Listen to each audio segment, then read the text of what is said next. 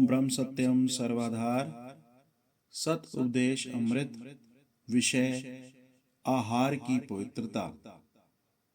अध्याय संख्या 70 पुस्तक जीवन गाथा भाग 1।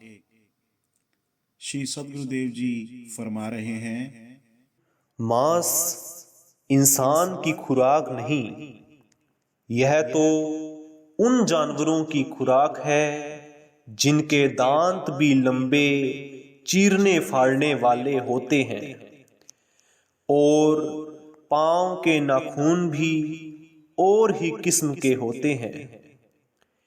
ईश्वर ने इंसान के दांत मांस खाने के लिए बनाए ही नहीं, इसलिए मांसाहारी मनुष्य की बुद्धि का तवाज़न यानी संतुलन कभी ठीक हो ही नहीं सकता।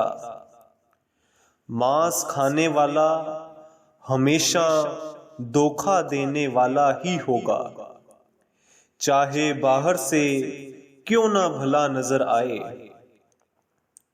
चीता, चोर, कमान जैसे झुककर दूसरे पर वार करते हैं, ऐसी ही बुद्धि मांसाहारी की हुआ करती है।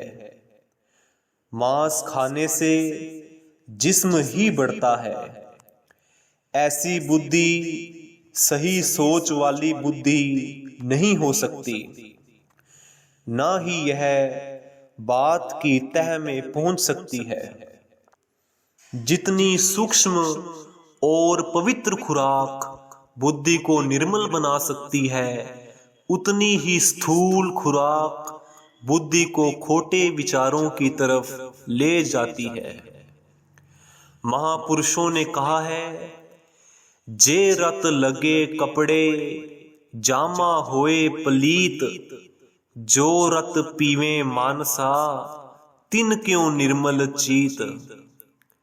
यानी जब लहू लगने पर वस्त्र अपवित्र हो जाता है, तो जिस मांस से गंदगी खून निकलता है, उसको खाने से कब मनुष्य में पवित्रताई आ सकती है। चित्त कैसे निर्मल हो सकता है। मांस का असली रस दूध है। मांस फोग यानी व्यर्थ पदार्थ है। क्या फोग भी कभी फायदेमंद चीज हो सकती है। मांस खाने वालों की सांस की गति बढ़ जाती है।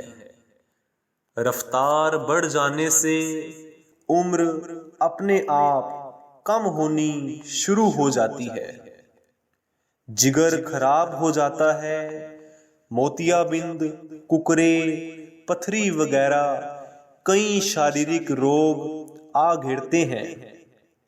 ब्लड प्रेशर वगैरह नए रोग इस मांस की ही देन है। जैसी खुराक खाई जाती है, वैसा ही वीर्य बनता है, जिस कारण औलाद भी कपटी पैदा होती है। बाहर से शरीर की सुंदरताई कुछ मायने नहीं रखती। बुद्धि की पवित्रता ही पवित्र खोज की तरफ ले जा सकती है। डॉक्टरी असूल ना मालूम क्यों मांस को अच्छा समझता है, हालांकि और कई वनस्पतियां मांस से ज्यादा लजीज यानी स्वादिष्ट बनती हैं। घी मसाला ना डाला जाए तो मांस क्यों कर स्वादिष्ट हो सकता है।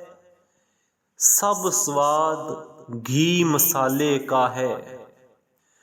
मांस मांस सब एक हैं, क्या हिरनी क्या गायें। आंख देख नर खात है, ते नर नर की जाए। बकरी खाती पात है, ताकि काड़ी खाल। जो बकरी को खात है, उस तन का क्या अहवाल। चाहे झटका करके खाया जाए, चाहे हलाल करके बनाया जाए। सबसे बड़ा पाप तो जीव को दुख देना है। जिस पीड़ा में वह शरीर को छोड़ता है, वह ही आहें और ख्याल उसके मांस के साथ वाबस्ता यानी समाये रहते हैं, जिसके कारण मारने वाले, खाने वाले, पकाने वाले सबकी बुद्धियां भ्रष्ट होती चली जाती हैं। मांस, शराब, भ्रष्ट आहार बुद्धि को भ्रष्ट करने वाला है। जैसी खुराक होगी वैसे ही कर्म होंगे। नित विकारों को सोचेगा। जो जीव अपनी सफाई यानी पवित्रता को चाहता है, पवित्र आहार ग्रहण करता है, वह ही दीर्घ आयु और आरोग्य शरीर को प्राप्त करेगा। किसी भी महापुरुष ने मांस खाने की आज्ञा नहीं दी। मोहम्मद साहब ने भी फरमाया है, पेट को गोर यानी कब्र मत बनाओ। जिसकी अपनी सारी उम्र की खुराक का अंदाजा 67 सेर का है, उन्होंने कब मांस खाया होगा या कब ऐसी हिदायत की होगी। यह सब खाने वालों के प्रसंग है। हमारे देश के महापुरुषों ने तो सबसे बड़ा पाप इसके इस्तेमाल को ही दिखाया है, लेकिन फिर भी दुनिया अपने अपने रंग में चली जा रही है। खैर, परमार्थ पर चलने वालों को इससे बहुत ही परहेज करना चाहिए। जीभा की रसना माही, मत हो वो गलतान। मंगत कुंडी नरक की, जीव करे हैरान।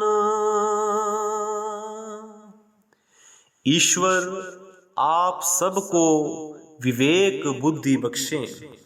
ओम ब्रह्म सत्यम सर्वधा।